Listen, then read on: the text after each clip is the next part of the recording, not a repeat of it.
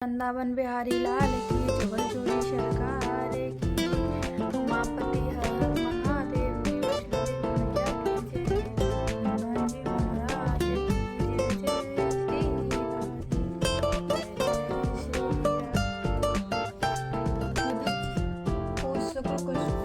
शुक्ला पुत्रदा एकादशी। युधिष्ठिर जी बोले, हे कृष्ण, आपने सुंदर सफलता का वर्णन किया, अब कृपा करके पौष शुक्ल एकादशी का वर्णन करिए, उनका नाम और विधि क्या है। श्री कृष्ण बोले, हे राजन, लोगों के उपकार के लिए पौष शुक्ला एकादशी की विधि में कहता हूँ।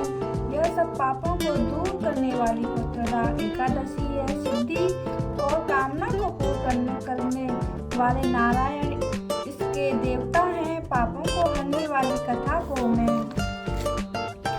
कहूँगा, ध्यान से सुनो। भद्रावती नाम की पुरी थी, वहाँ सुकेतु नाम का राजा था। उसकी वैश्या नाम की रानी शैव्या नाम की रानी थी। वह राजा पुत्रहीन था। बहुत दिनों तक राजा चिंतित में लगा रहा, परंतु पुत्र नहीं हुआ। सुकेतु मान जो राज्योपुर में कहीं भी सुख नहीं मिलता था, अपनी शैव्या रानी के साथ प्रतिदिन दुखी रहता था। वे दोनों राजा रानी चिंता और शोक में मगन रहने रहते थे। वह मन में निराश हो गया। पुत्रहीन मनुष्य के जन्म का फल नहीं है। बिना पुत्र के घर सूना रहता है। जिसके घर में पुत्र है, उसका इस लोक में यश होता है, परलोक में अच्छी गति होती है।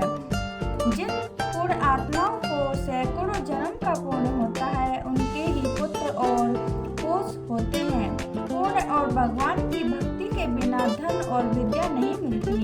यह मेरा सिद्धांत है। इस प्रकार राजा दिन रात चिंता में मग्न रहता था। फिर सुकेत मान ने आत्महत्या का विचार किया, परंतु उससे परलोक में दुर्गति समझकर वह विचार छोड़ दिया। संतान के अभाव से अपने शरीर को दुर्बल देखकर, अपनी बुद्धि से अपना हित सोचकर घोड़े पर बैठकर राजा घोर वन में चला गया। पुरोहित आदि किसी को यह मालूम नहीं हुआ। वन में इधर उधर घूमता हुआ चिंता करने लगा कि मैंने ऐसा कौन सा बुरा काम किया जिससे मेरा दुख मिला। मैंने यज्ञ और पूजा से देवताओं को संतुष्ट किया, यह सब करने पर भी मुझको ऐसा कठिन दुख क्यों मिला। इस प्रकार सोचता हुआ राजा आगे वन में चला गया। आगे जाकर एक सुंदर सरोवर देखा, जिसके पास बहुत से मुनियों के आश्रम देखे और अच्छे शकुन होने लगे। राजा का दाहिना नेत्र और दाहिना हाथ फड़कने लगा। इन अंगों का फड़कना शुभ सूचक प्रतीक हुआ। राजा ने वहां बैठे सब मुनियों को अलग अलग दंडवत किया। वे मुनीश्वर भी प्रसन्न होकर बोले, हे राजन, आपकी क्या इच्छा है सो कहिए। राजा बोले, हे तपस्वियों, आप कौन हैं और आपका क्या नाम है? आप यहाँ किस लिए आए हो सो कहिए। मुनि बोले, हम विश्वदेवा हैं और स्नान करने के लिए यहाँ आए हैं। माघ का महीना निकट आ रहा है। आज से 5वें दिन माघ लग जाएगा। आप पुत्रदा नाम की एकादशी है। हे राजन, पौष शुक्ला एकादशी पुत्र की इच्छा करने वाले को पुत्र देती है। तब राजा बोला, पुत्र उत्पन्न करने के लिए मैंने भी बड़ा प्रयत्न किया है। यदि आप प्रसन्न हैं तो मेरे लिए पुत्र दीजिए। तब मुनीश्वर बोले, हे राजन, आप पुत्रदा नाम की प्रसिद्ध एकादशी है। आज ही इस उत्तम व्रत को करिए। हमारे आशीर्वाद से और भगवान की कृपा से आपको अवश्य ही पुत्र प्राप्त होगा।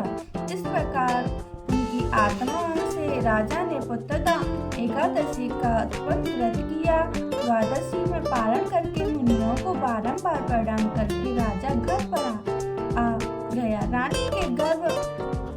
रानी के गर्भ स्थिति हो गई। व्रत के प्रभाव से समय पर तेजस्वी और पूर्वात्मा पुत्र पैदा हुआ। वह बालक पिता को प्रसन्न रखता था। फिर वह गद्दी पर बैठकर प्रजा का पालन करने लगा। इसलिए पुत्रदा एकादशी का व्रत करना चाहिए। इस पुत्रदा के व्रत को जो करते हैं वे मनुष्य इस लोक में पुत्र को प्राप्त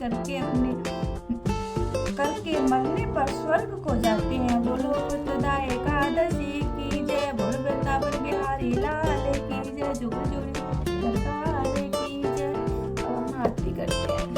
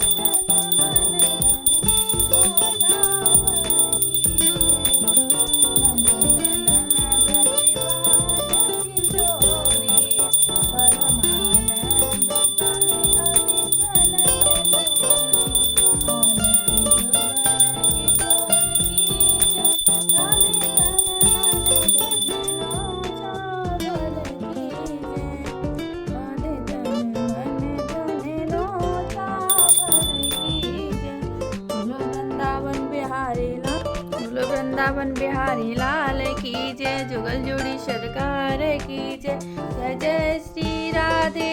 जय जय श्री राधे।